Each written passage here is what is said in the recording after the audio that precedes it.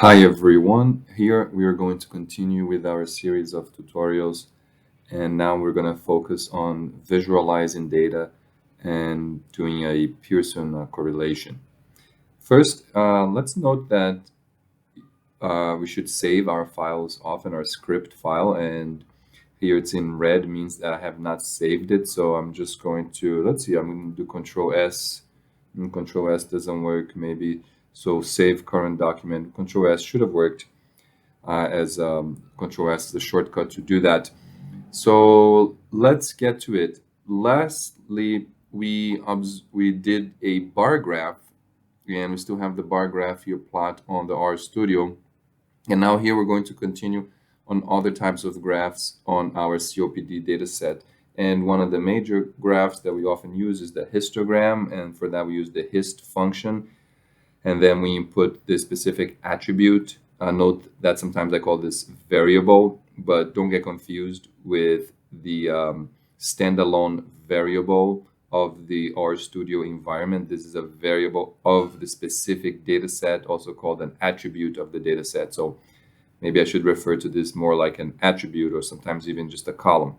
So age is an attribute of the data set, and we're going to run this hist function on this one specific attribute, and voila, we have a histogram that appears there. And note also we can export this here on the plot, and we can save it as image or save it as PDF if you want to add it into another document. So this is a simplistic way to do it, and within this hist function, let's put some comments here. Remember, always good to comment. Sometimes you forget. Hist could be obvious for some people, but sometimes you forget what each function is, or what the things do. Now note that this hist function can take multiple parameters, multiple inputs, and you often inputs in functions are separated by commas. So the first input is the attribute that is going to be visualized in the histogram, and then we can actually create, this is the title, so the name of this attribute is main equals, and you add whatever title you want. And we also can add the X label. X lab is X label. Note that on the histogram, we don't really need a Y label, because the Y label is always a frequency. It's always about the frequency on the y-axis. That's what histograms do. And the breaks has to do with the breaks on the numbers over here on the x-axis. So let's run this one here and see what happens. Run, and we just see the title change and the X label change. We still have the breaks of 10, 40 to 50. So what does this mean? What does the graph mean? There's just a quick review too. So for example, people between ages of 70 and 80, there are, well, between 70 and about 75, there's about over 30 people. This is frequency. And then people between 75 and 80, there's about 15 people. That's how we read the histogram. And the histogram, we see the distribution of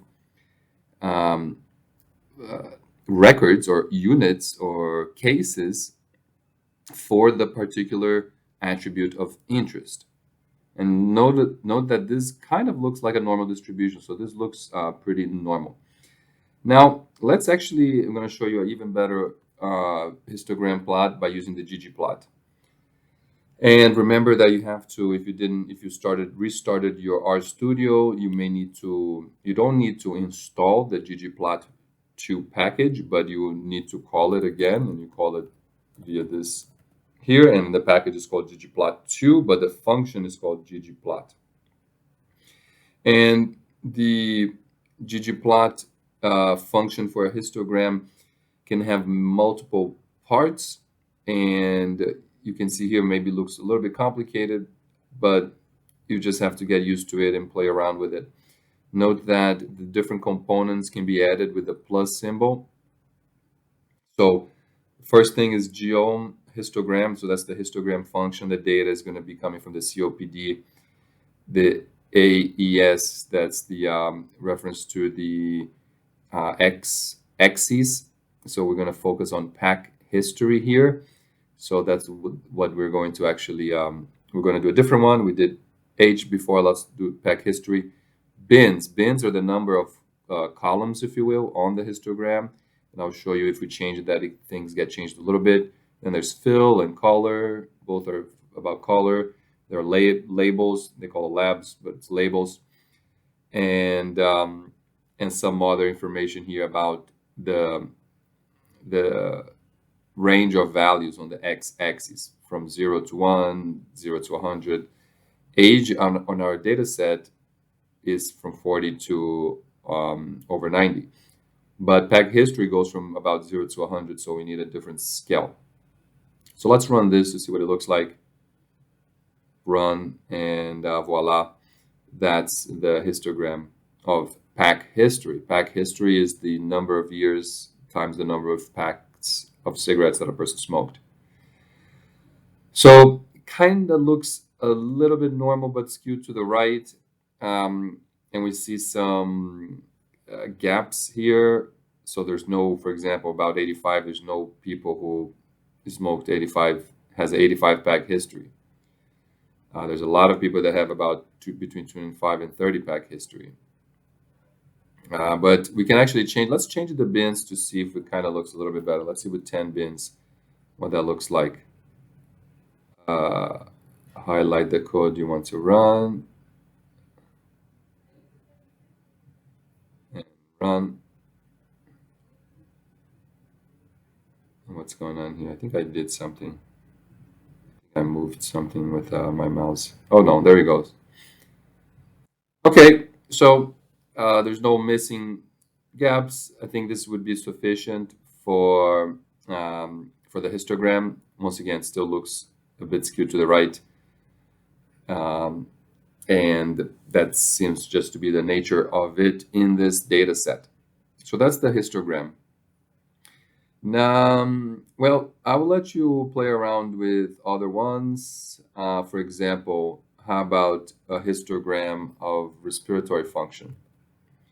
Maybe you can run a histogram of respiratory function. You can use either the hist function or you can use the geom histogram of the ggplot.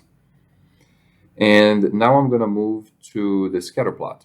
Remember, the scatterplot is for us to visualize two quantitative variables and potentially see association between the quantitative variables.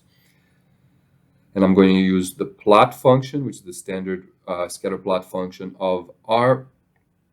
And there are, the first parameter is one of the attributes, the second parameter, the other attribute. And this is respiratory function, the other is walking distance. So the idea is to see if they seem correlated. X label, Y label, as we saw before, we run. And that's that graph. What do you think? Does this look correlated? Does it look positively correlated? Does it look negatively correlated? Well, I think it clearly looks a little bit positively correlated if we put a line over here. Now, once again, we can use the ggplot to create a better scatter plot.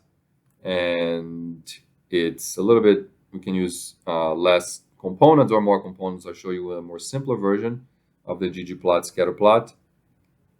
I think if you just put the cursor here, will it run? No, it doesn't run it. You have to highlight the code.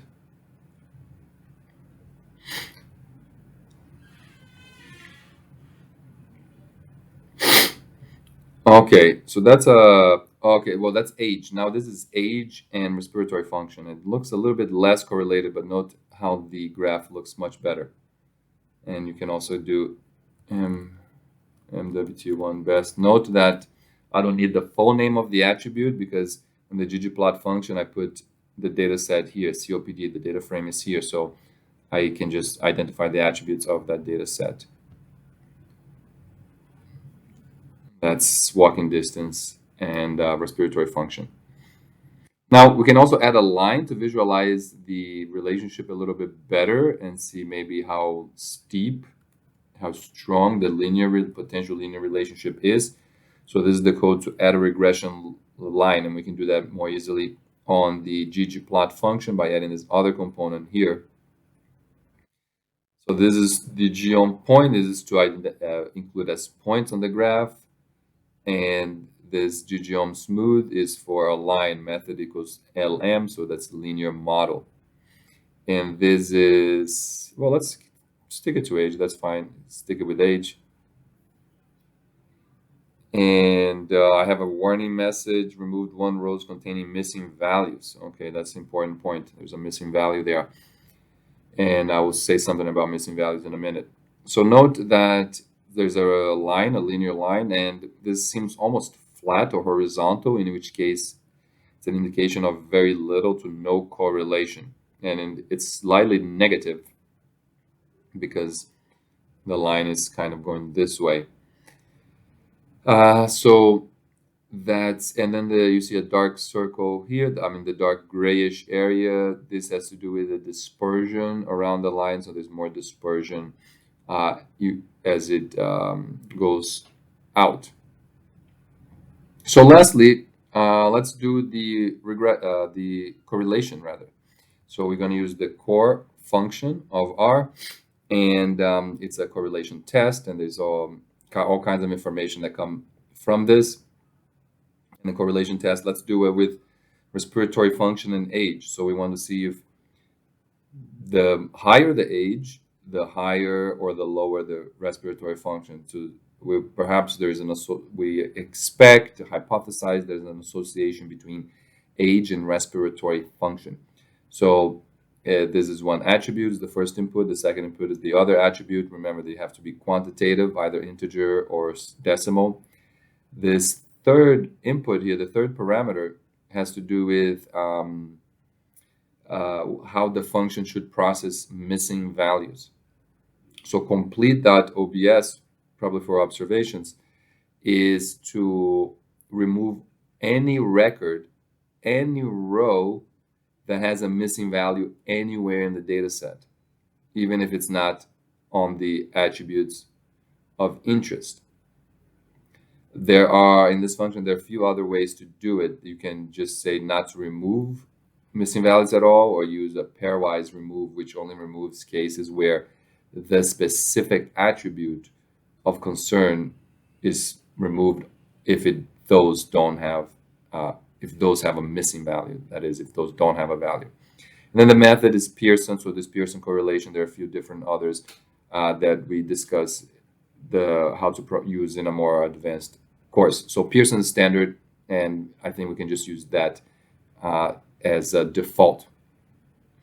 So let's run this correlation function, and we see the results here. Most importantly, let's take a look on p-value. So p-value is 0.3095, and that's a pretty high p-value. Usually we want the p-value, a low p-value, meaning that there is a very low likelihood that the results are observed by chance. That's why we want a low p-value. We want a low probability that these results are observed by mere chance. So we can have confidence in the results. It's not just chance, it's really probably the case. So seems a little bit, often people get confused. They think the probability value, they want a high probability value, but it's just the opposite. And then the actual correlation estimate, remember, usually we have correlation estimates between -1 and 0, and then 0 and +1. So this one is -0.1, which means low correlation, but negative, but also the p-value is very high. Usually we want it less than 0.1 and most often less than 0.05. So this one is pretty high. So we would say this is not statistically significant.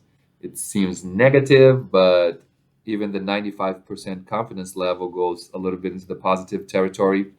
So this means these values here mean that we can be 95% confidence that the correlation statistic is between -0.29 and 0.09, but it's not statistically significant. So some people would not even consider it as legitimate for relying on it. Now let's look at a different correlation we kind of saw best with the scatterplot. That's the MWT1 best. And let's run this correlation, see if that is, we want to see if Respiratory function is correlated with walking distance, which there is, often we want to have some theory of why they are correlated. We don't just put random things to just find correlations. And we run that, and it looks like it's running. Some things are a little bit slow here. And okay, now we see a much stronger correlation. So a p-value. It's difficult to interpret here, but this is scientific notation, and often you kind of have to get used to it, but this is very low. So this is way below 0.05 and I think below 0.01. So this is very low. That means we can have confidence in the results. The results are statistically significant, and we can be 95% confident that the correlation between these two attributes are between 0.3 and 0.6, which can, in some contexts, can be considered high, and the actual correlation, Pearson correlation statistic is 0.47 or 0.469. So that's kind of middle, moderate to sometimes it's called moderate correlation. Depends on the context once again, but I would say this is at least a moderate positive correlation, and that's visualization and correlation statistics in R. We'll close here and see you next time.